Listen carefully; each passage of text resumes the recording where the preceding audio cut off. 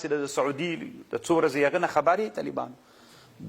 بیت الله یې جوړه کړې د ښځې د دنیا راوستلي د په ریاض کې ګډولي دي بیت الله نه داسې د طواف په شکل باندې نو ټوله دنیا چپ د طالبانو هېڅوک هم څه نه ورته وایي او اسلامي امت غلی د طالبانو ما خو مخکې ویلي ول طالبانو بیا هم درته وایم د سعودي حالت داسې طرف ته روان د طالبانو چې ځوان نسل یې د الحاد په فکر ځي دا یاد ساتئ طالبانو که منئ کوي نه منئ د سعودي ځوانان د الحاد فکر طرف ته روان دي او خدای مکه طالبانو داسې یو حالت سره موږ مخ نسو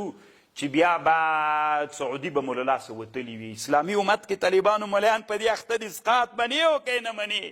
خیرات نه مني ملیان دې ته خبرې هلته اسلام له لاسه وتونکی د علماو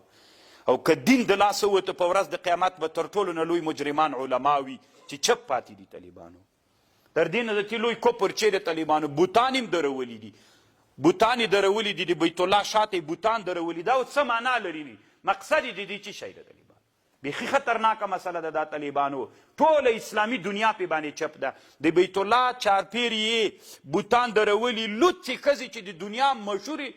سندرغاړي د کوم امریکایي هم د دا هم راوستلي د بیت الله نه دغه جعلي بیت الله یې چې جوړه کړې ده مقصد د دې اوس څه شی ده موږ نه پوهېږو چې د دې هدف څه شی ده ولې اسلامي امت چپ ده ولې د اسلامي امت ویندویانو خبریالانو اسلامي حکومتونه چپ دي چې دا اوس څه معنا لري ما ته جواب راکړه څه معنا لري چې تا دا کار وکړ